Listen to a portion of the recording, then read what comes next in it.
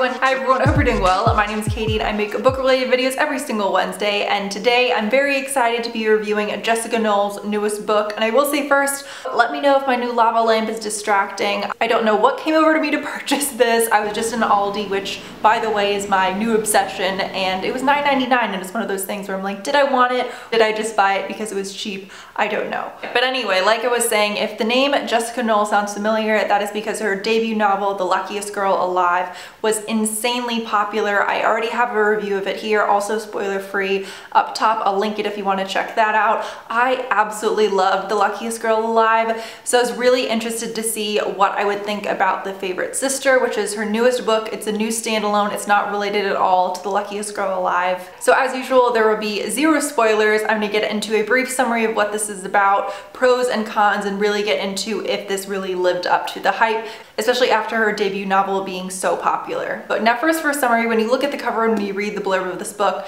it might seem like this is going to be a thriller, but I really wouldn't actually classify this as a thriller. I would just call it a drama that happens to have some death in it. Now the backdrop of this show is a reality show called Gold Diggers. So to be clear, not gold, goal. Think of this as the Real Housewives of New York City, but a twist, and it's a little bit of the opposite of the Real Housewives. So yes, it's a reality show, yes, it's women in New York City, but they're all in their late 20s, early 30s. They're all not married, and they're all pursuing their goals out on their own. So the idea of the show is, yes, even though it's a reality show, and yes, even though the women fight, they always kind of come back together in the end. So it's meant to be a very empowering show with also a really diverse cast of strong, powerful women. And right at the beginning, and again, this is not a spoiler, it's literally the first line on the back, and you are told this right at the beginning. One of the main characters, who is Brett is 27. She owns a company called Spoke, but the first line on the back says Brett is dead and Kelly is not innocent, and Kelly is her sister, I should say. And so you know going into the book that at the end of the book you're going to figure out why Brett died and how,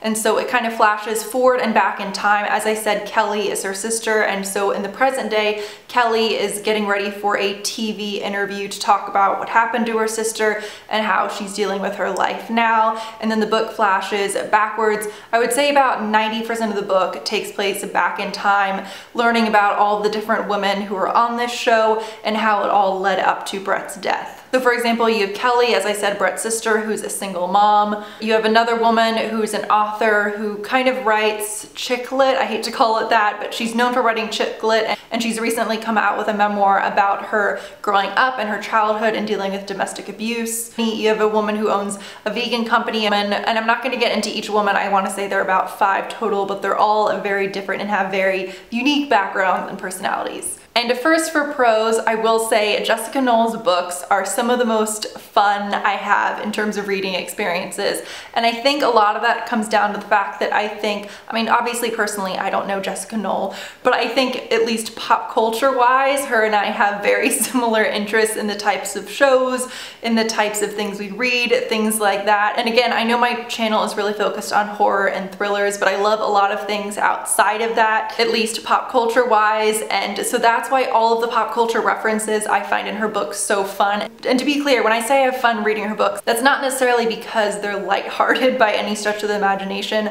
I just find the pop culture references really funny and entertaining. I think in the same way that some people read Ready Player One and really enjoyed a lot of the references in that. If personally I thought Ready Player One was a little bit overrated, maybe that was just me, although I think some of you guys felt the same way. But I think the reading experience a lot of people had to that in a weird way might have been similar to how I felt reading this. As much as I love me some quality television, I either am watching Game of Thrones, A+ TV, or I'm watching trash like The Real Housewives. I'm also a Bravo fanatic. I also just really adore Jessica Knoll's writing style, even if I think someone were to come away from this book not enjoying it, which I did see a wide range of star ratings when I went onto Goodreads because I was curious after I read this what other people thought about it. Even people I noticed who disliked the book did say that her writing was very good. I will get into cons because I do understand why some people may not have enjoyed this in a minute, but overall her writing style is very biting,